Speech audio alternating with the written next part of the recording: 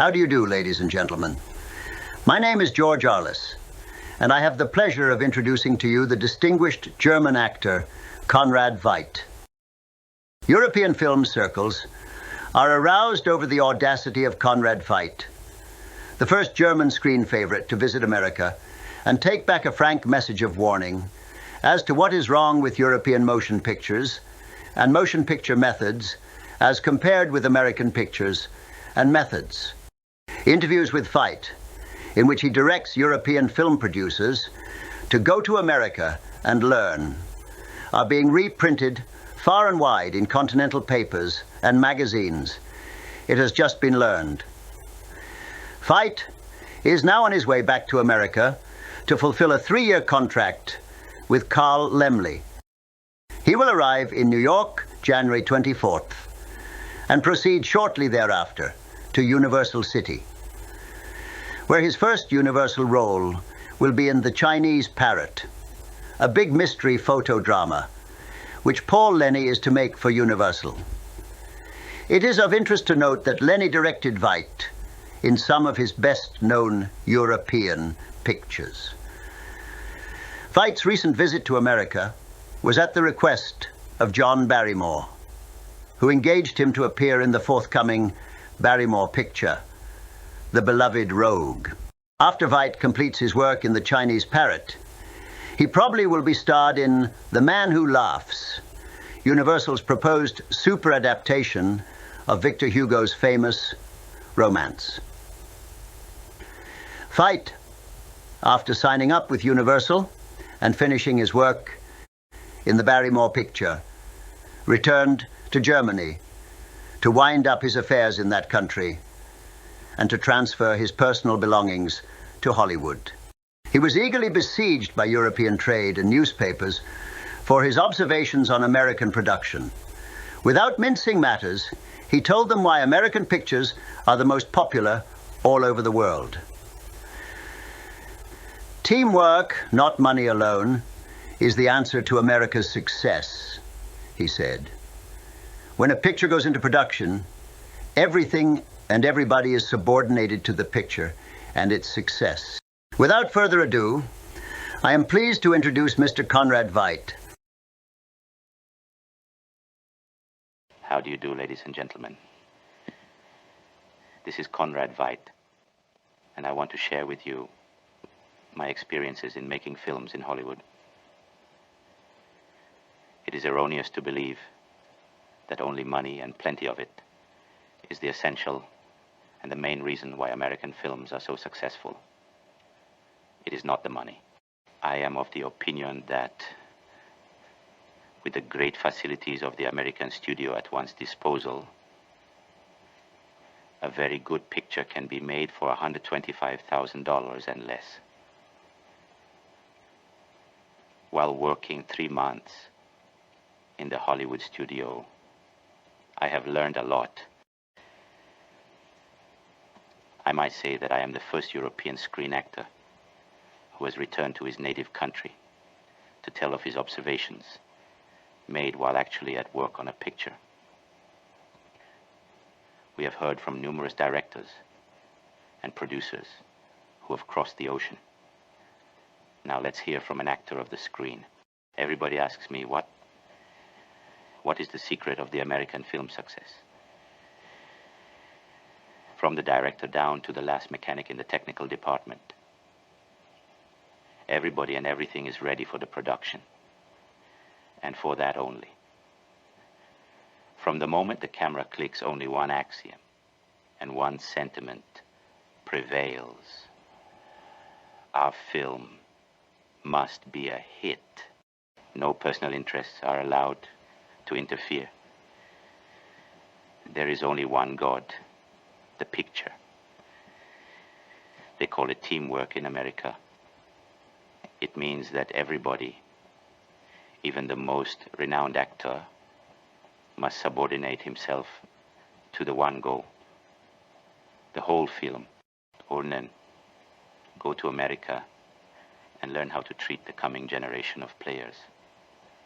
All over Europe, there are today a lot of people in the films who still play their roles in the accepted style of yesterday. The younger element, with its present-day ideas and methods, is purposely overlooked and kept at a distance. How different in America.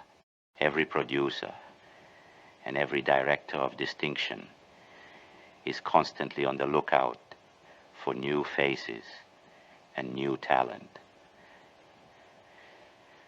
Frequently a star is born overnight through one good portrayal, which indicates latent talent.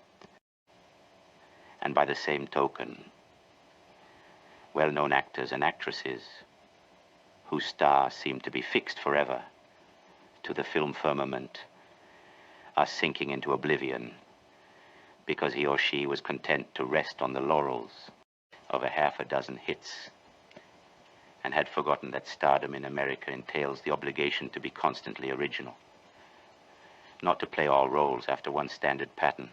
Constant work is absolutely necessary to hold the star title in America. Europe, and especially Germany, makes one great mistake of still living too much in the past. The American film lives in the present, and that must, to a certain degree, apply, even when making what is called an historical picture. The past must be intelligently interpreted to the present generation.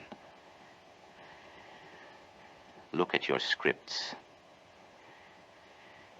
In Europe, men are ordered to write a script under conditions which make it absolutely impossible to create something worthwhile. They are told to turn out a script in 3 or 4 weeks. And they must work in dingy offices where the noise of a dozen typewriters is the only inspiration they are accorded. How different in America. There, a producer or manager tells a talented journalist or author, here is some money. Go anywhere you like to get the proper atmosphere for your story.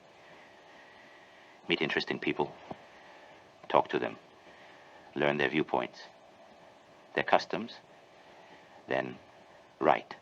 Goethe never wrote Faust sitting at a desk. He sought the company of brilliant women and men. He visited nature's most inspiring spots.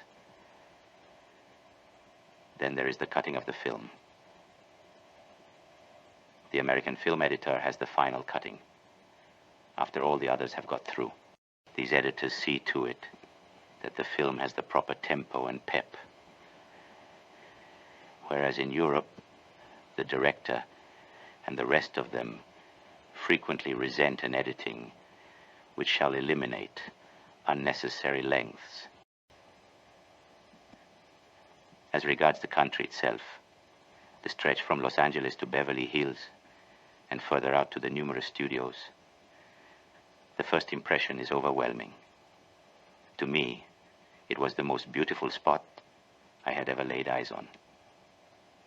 The idea that life in Hollywood is one continuous round of pleasure and wild night parties is utterly absurd. One is usually too tired, after a hard day's work, to do more than enjoy the company of a few friends around the hospitable table in one of the extremely cozy bungalows. One has to work hard in Hollywood. The theaters are palaces, yes. Many of them are like magnificent churches. They are open from noon till evening, and most of them have music of some sort. Is it any wonder that America is the El Dorado of the film? The people make the motion picture with its entertaining and educational features a part of their daily life. And the film producer strives with all his might to reach the people as a whole. I am not saying all this to glorify America, or because I have elected to spend the next few years in America making pictures for Universal. I believe in the future of the German film. In conclusion, let me say that I believe that Germany has the material to make not only a half a dozen good pictures each year, but as many as America does. But I also believe that first Germany must learn from America her wonderful methods of production and distribution of pictures. Thank you.